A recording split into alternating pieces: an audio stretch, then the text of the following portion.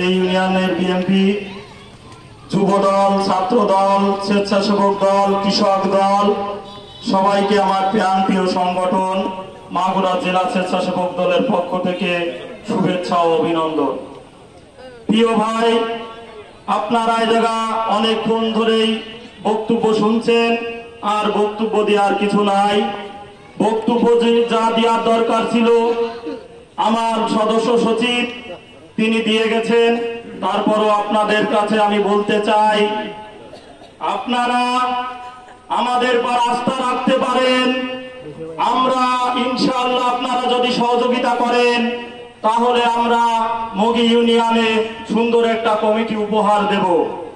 এই আশা এই প্রতিশ্রুতি আপনাদেরকে আমি দিচ্ছি। আপনাদেরকে আরো প্রতিশ্রুতি দিচ্ছি যে ইনশাআল্লাহ আমরা কোন নেশাখোর, কোন দুর্নীতিবাজ, কোন 5 তারিখের আগে যারা আওয়ামী লীগের সাথে আঘাত করে চলেছেন তারা কেউ কমিটিতে আসতে পারবেন না। দয়া করে এমন কোন লোক যদি এখানে থাকেন তারা দয়া করে ফর্ম নেবেন না।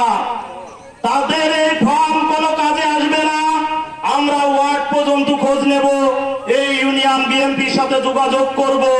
যোগাযোগ করে যদি কারোর কোনো ছবি কিংবা কোনো মিছিলে, আওয়ামী লীগের মিছিলের ছবি কিংবা কারোর সাথে কোনো যোগাযোগ পাই, আমরা কমিটিতে আনবো না। এই জন্য আগে থেকেই আপনারা সতর্ক হয়ে যান।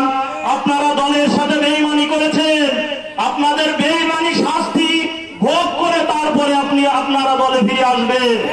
5 তারিখের আগে যারা রাজপথে ছিল তারা সামনে থেকে নেতৃত্ব দেবেন, আপনারা পিছনে থাকবেন। পিছনে থেকে তারপরে পরীক্ষা দিয়ে আবার তারপরে সামনে আসার চেষ্টা করবেন।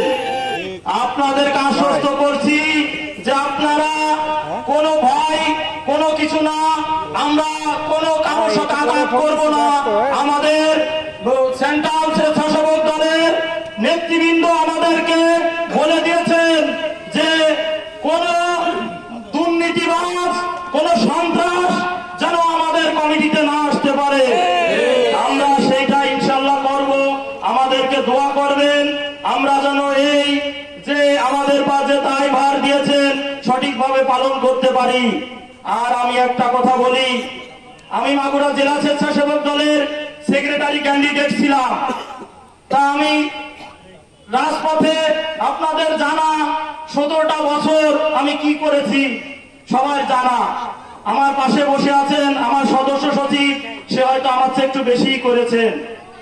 আসলে সে যে স্বেচ্ছাসেবক দল করবে এটা আমার জানাই ছিল না।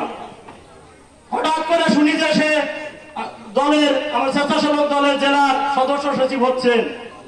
তা আসলে আমি তো সদস্য সচিব হই নাই। আমি কি রাজনীতি ছেড়ে দিয়েছি? আমি রাজনীতি আরো বেগবান করেছি। যে হয়তো আমার কোথাও কমতি ছিল সেজন্য হয়তো হতে পারি নাই, সামনে ইনশাল্লাহ আমি হব। আমি তাকে স্বাগত জানিয়েছি, তার সাথে একসাথে কাঁধে কাঁধ মিলিয়ে রাজনীতি করে চলছি। এই জন্যই আমি এই কথাটি বলছি যে আপনারা সবাই সদস্য সচিব এবং আহ্বায়ক ক্যান্ডিডেট।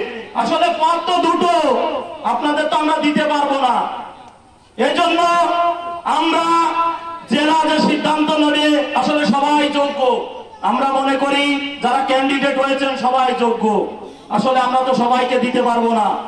পর্যায়ক্রমে আপনারা আসবেন, আপনারা সুন্দরভাবে আমরা যে কমিটি দেব আপনারা গ্রহণ করবেন। গ্রহণ করে তারেক জিয়ার হাতকে শক্তিশালী করবেন। সামনে নির্বাচন, এই কমিটি ধারায় নির্বাচন হবে।